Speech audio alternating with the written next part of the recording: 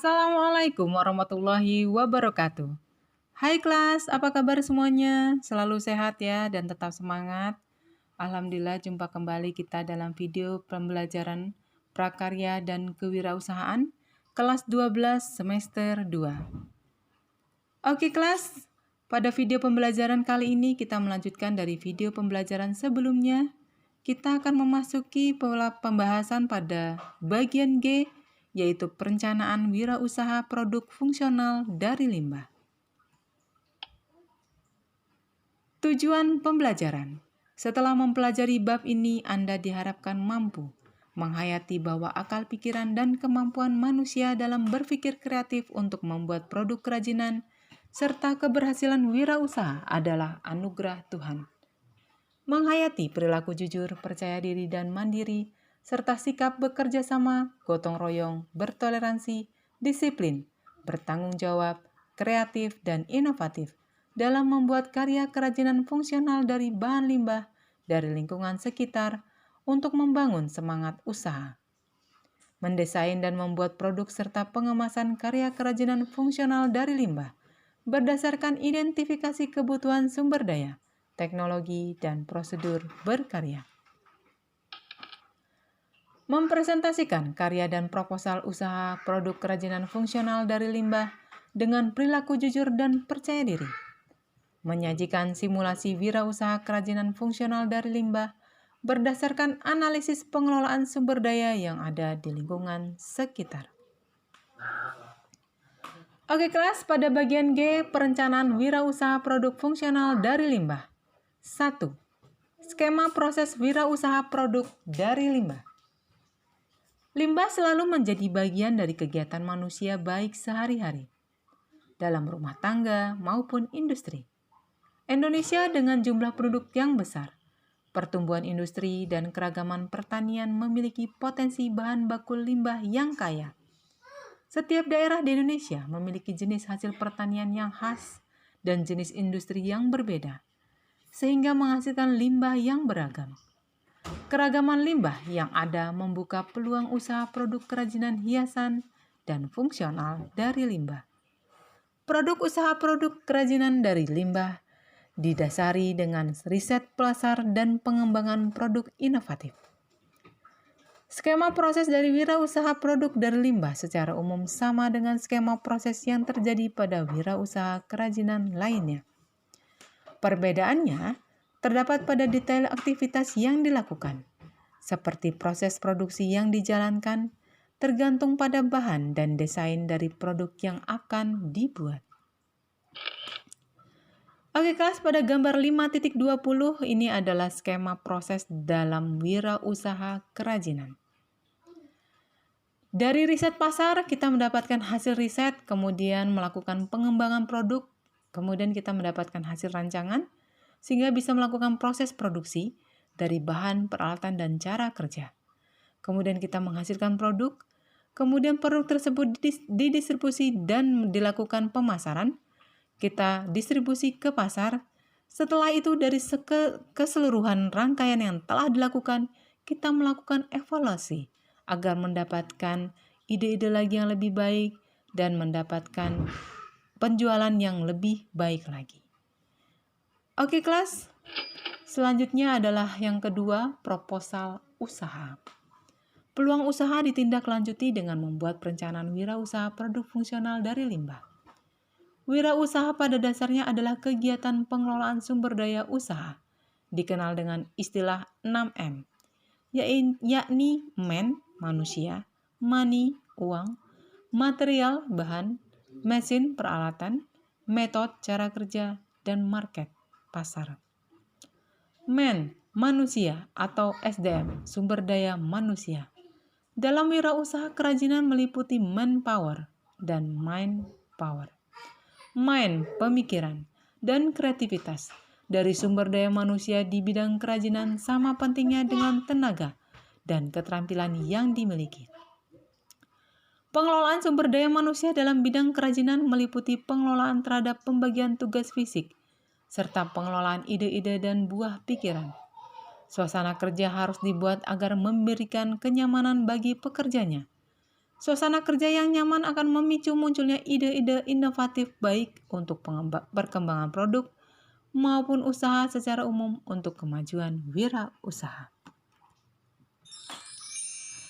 Money meliputi dana yang menjadi modal usaha.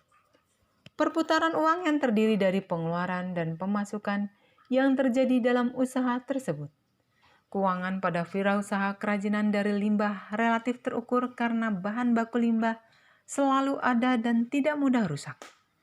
Peralatan kerja sederhana dan tidak membutuhkan biaya perawatan yang mahal. Kemampuan pengelolaan uang yang terpenting adalah kemampuan mengelola keuntungan yang diperoleh untuk pengembangan usaha agar menjadi usaha yang lebih besar dan lebih baik. Oke, kelas selanjutnya material, mesin, dan metode. Terkait langsung dengan proses produksi yang terjadi dalam usaha tersebut. Bahan baku limbah relatif mudah didapat dan harganya murah. Tantangannya adalah standar bahan limbah yang diperoleh tergantung pada pola konsumsi rumah tangga dan industri penghasil limbah tersebut.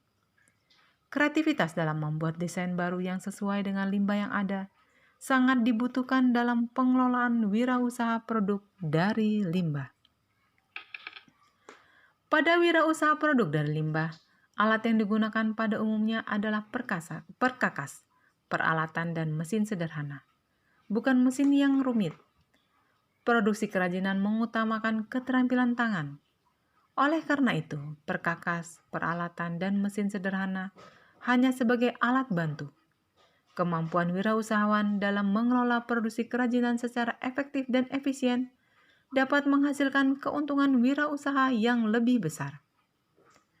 Oke, kelas selanjutnya market atau pasar sasaran dari produk kerajinan cukup luas. Pengetahuan tentang pasar, sasaran, menjadi salah satu kunci penting untuk keberhasilan wirausaha kerajinan. Produk kerajinan dari limbah yang dikembangkan harus berdasarkan pada kebutuhan dan keinginan pasar. Riset tentang pesaing harus dilakukan agar mengetahui peluang pasar yang harus diambil. Posisi suatu usaha terhadap pesaingnya harus diketahui oleh wirausahawan agar dapat memenangkan persaingan. Persaingan yang terjadi dapat mempengaruhi rancangan produk yang akan dibuat serta keputusan penetapan harga jual produk. Oke kelas, perencanaan pengelolaan seluruh sumber daya tersebut dituangkan ke dalam sebuah proposal usaha. Proposal usaha berisi informasi dan rencana pelaksanaan usaha.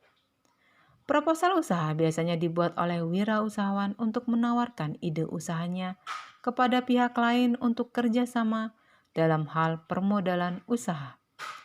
Ide dan informasi yang disampaikan pada proposal harus jelas dan detail, agar calon pemodal atau rekanan usaha dapat memahami ide dan rencana yang ditawarkan.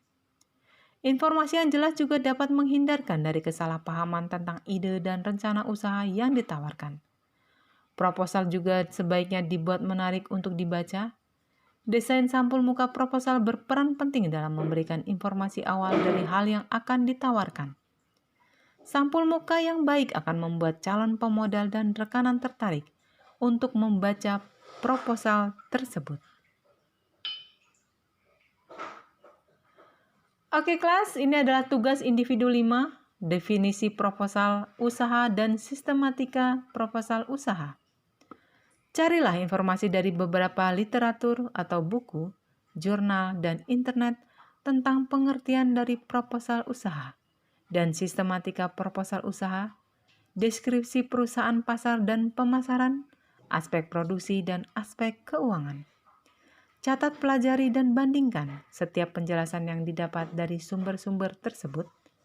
Tuliskan dengan kata-kata dan pemahamanmu sendiri tentang pengertian dari proposal usaha dan sistematika proposal usaha. Ini adalah LK tugas individu 5, studi literatur tentang proposal usaha. Terdiri dari proposal usaha adalah apa? Sistematika proposal usahanya bagaimana? Sumber referensi yang didapat seperti bagaimana? Dijelaskan. Kemudian definisi menurut sumber referensi tersebut. Definisi hasil analisis dari berbagai sumber. Silakan memodifikasi tabel ini sesuai dengan kebutuhan dan keinginanmu, sehingga menjadi lebih baik dan mudah dimengerti. Oke kelas, selanjutnya tugas 7 yaitu mengacu pada hasil tugas 3, pengembangan desain produk fungsional, membuat proposal sederhana untuk usaha produk dari limbah, kemudian buat desain sampul muka proposal yang informatif dan menarik. Proposal usaha. A. Deskripsi perusahaan. Deskripsi umum, visi, misi, dan tujuan jenis usaha produk yang dihasilkan. B. Pasar dan pemasaran. Terdiri dari gambaran lingkungan usaha, kondisi pasar, rencana pemasaran. C. Aspek produksi. Terdiri dari deskripsi lokasi usaha, fasilitas dan peralatan produksi, kebutuhan bahan baku, kebutuhan tenaga kerja, proses produksi, kapasitas produksi, dan biaya produksi. Di bagian D yaitu aspek keuangan terdiri dari biaya pemasaran, administrasi dan umum, sumber pembiayaan dan penggunaan dana, dan proyeksi laba rugi.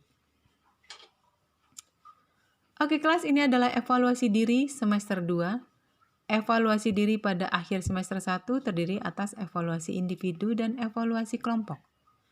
Evaluasi individu dibuat untuk mengetahui sejauh mana efektivitas pembelajaran terhadap masing-masing siswa.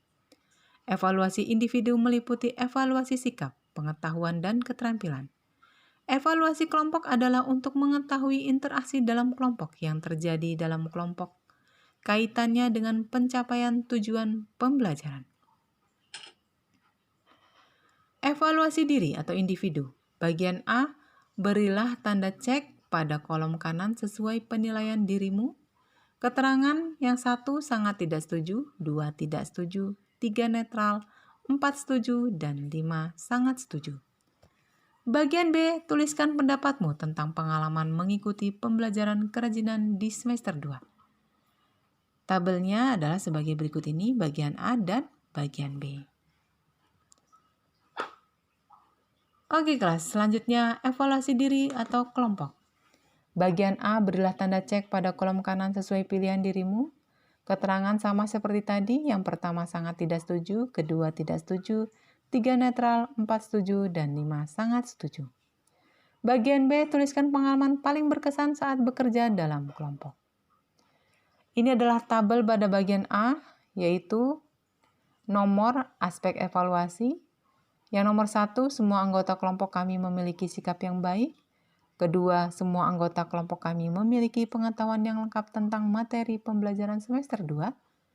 3, semua anggota kelompok kami memiliki keterampilan yang beragam. 4, semua anggota kelompok kami memiliki keterampilan kerja yang tinggi. 5, kelompok kami mampu melakukan musyawarah. 6, kelompok kami melakukan pembagian tugas dengan adil. 7, anggota kelompok kami saling membantu. 8, kelompok kami mampu membuat proposal usaha yang baik. 9, kelompok kami melakukan presentasi dengan baik. 10, saya puas dengan hasil kerja kelompok saya pada semester 2. Oke kelas, sampai di sini dulu. Pada pertemuan berikutnya, kita akan lanjutkan pada bagian H, perencanaan wirausaha.